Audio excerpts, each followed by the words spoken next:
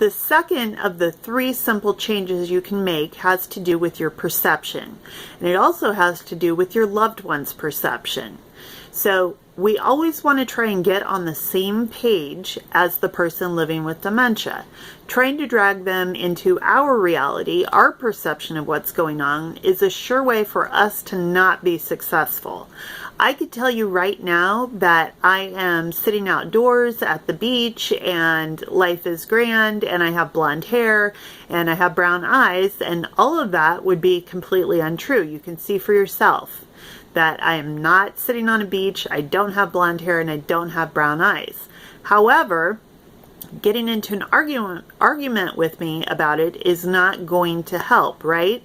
Or me trying to persuade you that what I'm saying is true is not going to help. So for a person living with dementia, their reality is what it is. Their perception of a situation is what it is. We are never ever going to be successful trying to get them to see things our way. This is one of those situations in life where I say, you have the choice between being right and being happy. And I know some people like to say, well, I'll take both. Okay, this is the situation. You're going to be right if you jump on to the same page as your loved one. Ultimately, that's going to make you both happy.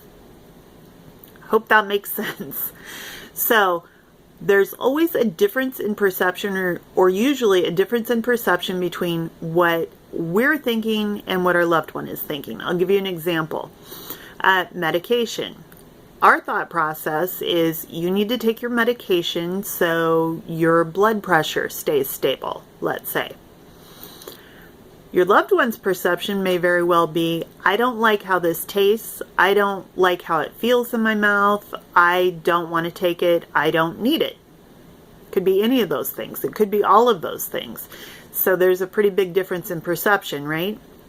If we can take a moment and try and figure out where is our loved one coming from on this, what might they be thinking, that's going to give us the inside edge and help set them up for success, which incidentally sets us up for success too.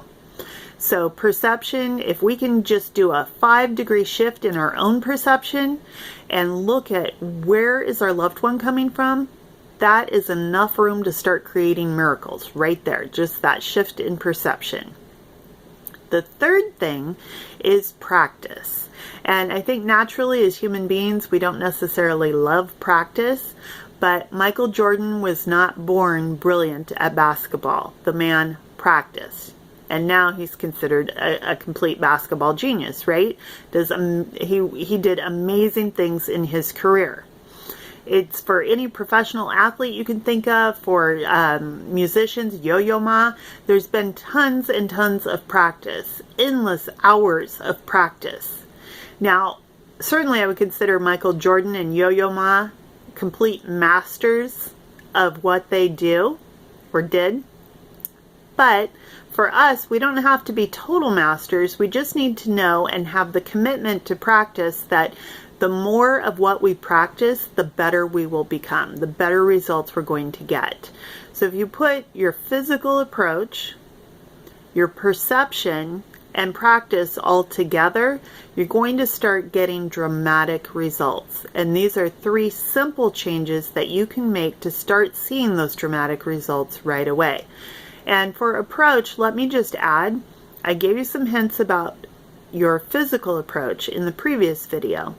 And in the video before that, I talked about energy, the energy that you bring to an interaction. So when you put your energetic approach and you make that mental choice to drop the to-do list, to drop the task orientation, and instead bring in respect, kindness, and love, and then you couple that with a great physical approach, that's incredibly helpful. Then you want to make sure that your perception matches up with your loved ones. Now remember, that's your perception matching up with their perception, not trying to get their perception to match up with your perception. And then practice all of this. And honestly, with dementia, you're going to have lots and lots of opportunity to practice. So put these 3 simple changes into practice right away, and you're going to start seeing dramatic results. I did briefly mention arguing, and if you want to know more about how to stop arguing forever, click through to the next video.